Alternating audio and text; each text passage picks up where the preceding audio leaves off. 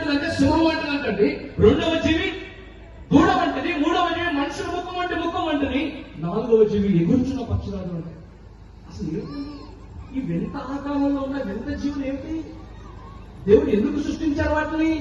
అసలు ఈ 4 జీవులు ఏంటి అన్న మర్మాన్ని మీకు తెలియజేసి ప్రకటన గ్రంథం చాలా మర్మయుక్తంగా ఉంది. అమ్మా మీకు నిద్ర వస్తే కొంచెం నీళ్లు అది బయటకు వెళ్ళి నీళ్ళు వేసుకుందాం. నేను ఊరుకోను, చెప్పాను కదా, ఊరుకోను. నేను ఇంటిన వాళ్ళు కూడా డిస్టర్బ్ అవ్వకండి, ఎందుకంటే అందరూ వినాలని.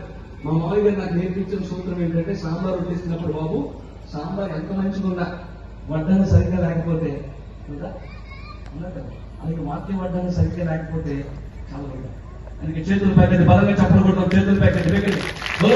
మహారాజుకే చెప్పండి. 4 వింత జీవులు ఉన్నాయి. మొదటి జీవి ఎటువంటిది? ఇలా చూపించి నాకు ఉంది కావు. చెప్పండి, మొదటి జీవి ఎటువంటిది చెప్పండి? సింహము వంటిది. రెండవ జీవి దూడ వంటిది. మూడవ జీవి మనుషులు. వెరీ గుడ్, మనుషుల ముఖం వంటిది. అమ్మ మీకు 100కి 150 మార్కులు. 4వ పిల్లరా, 4వ జీవి ఎగురుచున్న పక్షిరాజు వంటిది. మీరు చెప్తారు ఇప్పుడు, నా పాఠంలో చెప్తారు. మొదటి జీవి ఎటువంటిదంట? ఇలా చూపించండి. మొదటి జీవి ఎటువంటిదంట? సింహం వంటిది. రెండవ జీవి దూడ వంటిది. మూడవ జీవి మనుషుల ముఖం వంటి ముఖం అనేది. తర్వాత 4వ జీవి ఎగురుచున్న పక్షిరాజు. ఏమిటంటే అసలు ఖచ్చితంగా